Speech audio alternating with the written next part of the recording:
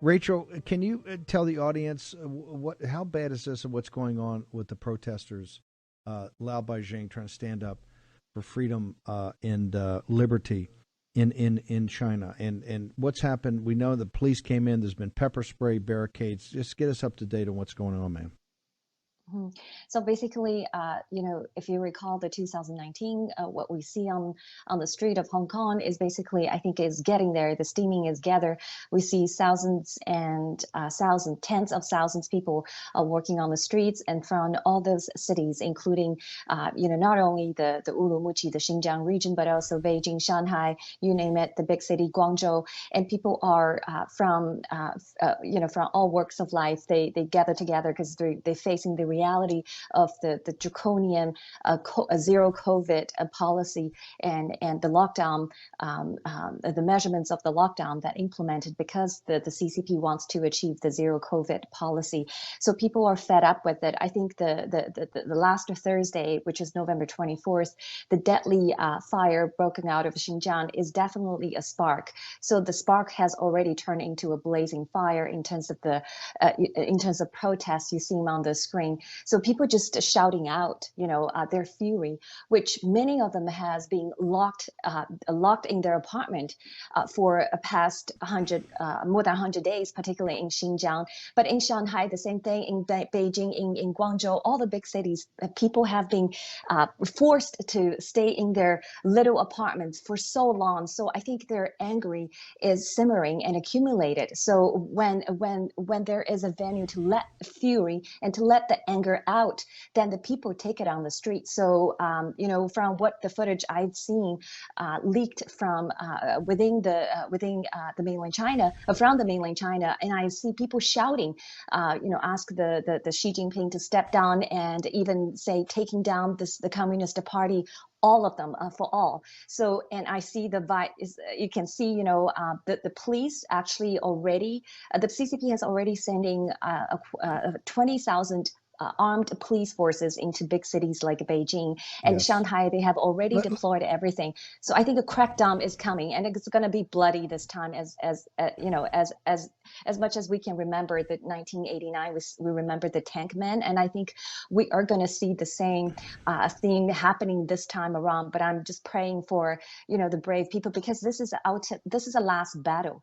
The CCP has taken over the entire China, and also they coming to America. They have been infiltrated the American, yeah. legal and economic You know, system. Yeah.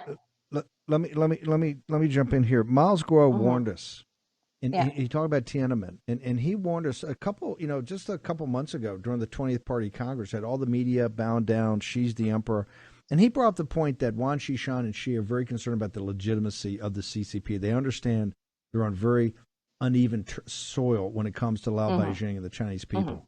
I think what shocked, not people who watch the War Room, obviously, or watch my weekly interview with the New Federal State TV, but they're kind of shocked that they were told that Xi is all powerful, that he's everything. And here you see it on the streets. I mean, we play Hmm. Miles' song during the Hmm. morning show, "Take Down the Yeah. CCP." I mean, they're chanting "Take down the CCP," and Xi's got to step down. And they were told that she's an emperor for life. So we only got a couple of minutes, but explain that dichotomy, that she's supposed to be all powerful. Remember, he had Hmm. Hu Jintao dragged off the main stage, humiliated in Hmm. front of the world media, and he was supposed to Hmm. be the all-powerful emperor for life. Hmm. Yet 2 months later, because Hmm. of what's happening in the Apple factory, what happened with the welding the people into the apartment and the dying and people hearing their cries, and also people just not understanding why this zero COVID policy. But it seems like she could be weaker than ever. I mean, it seems like this thing could go on and build like Tiananmen Square. Rachel.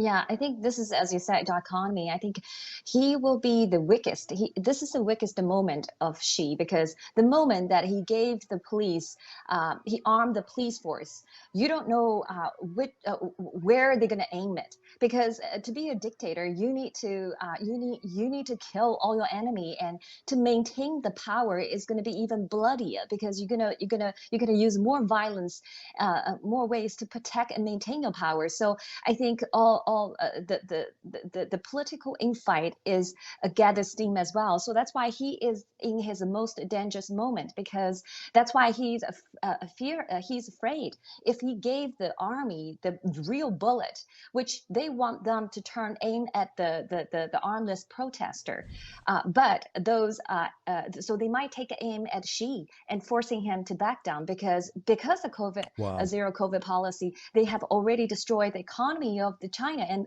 in fact in the economy of the whole world. So a lot of people want Xi gone within the political party. So I think Xi is very, very dangerous. Any moment, his enemy, because his enemy is in hiding, and so that's why he's concerned. But he's already secretly deployed all those cracking down on those protesters. So a lot of us are praying the for. Lao Beijing has been Yeah. The Lao Beijing has been so brave and so shown the world what bravery is, like the young people in Hong Kong.